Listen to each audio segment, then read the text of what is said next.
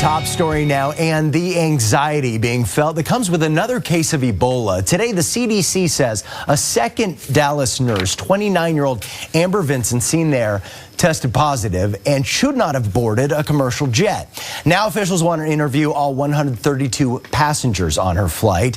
News of the deadly virus spreading in Dallas has people concerned across the country. Here to talk about how to relieve the anxiety that comes with the fear of catching a disease is best-selling author Dr. Greg Jantz. I'm so glad you're here to talk about this. This is so important, and it can be very real, the fears. Well, it's hitting a lot of people because it's not just Ebola. The enterovirus has spread across the country.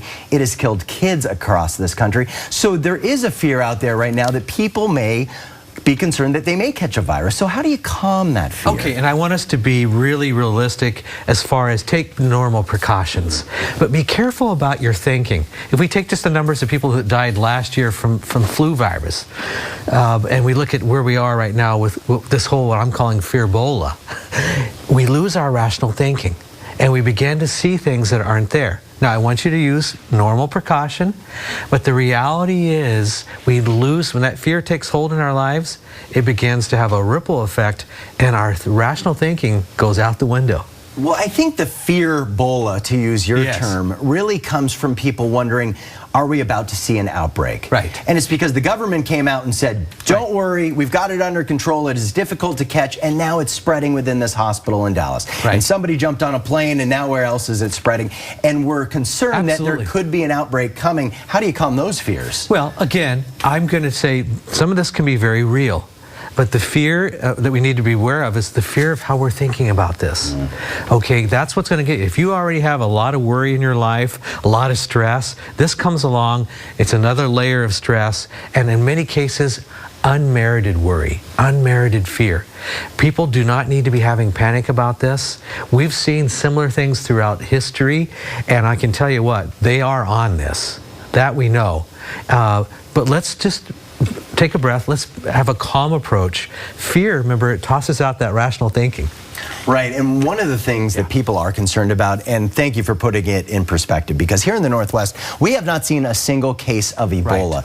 But people are concerned about flying. And when they read a report about a nurse who now has Ebola, that she hopped on a commercial flight when she wasn't supposed to be flying, then they're asking themselves, should I be leaving? Because we may not have cases here in the Northwest, but if she's flying, who else could be on my flight? How do you calm those fears about travel? Oh, sure. I would pause, wait, let a little bit of time, unless you, and by that I mean is they're going to have some more information soon, so let's not jump to rapid conclusions and let that fear take over. Okay, because you can develop this free-floating anxiety. Now I'm afraid of viruses, now I'm afraid of germs, and it begins to extend in other areas of your life. I'm afraid to leave my home ultimately, or I get afraid in the grocery store, and this fear has a ripple effect. That's my word of caution. Be careful about that. Let's step back, pause. There's going to be some more information for us here soon, but let's be careful about where we let fear take our thinking. How do you know when it is truly disruptive to your life? When that fear is keeping you from doing the things you should be doing? Is that a telltale sign? Well, Matt, it is. And I mentioned the term anxiety. Anxiety means it's hit you physically.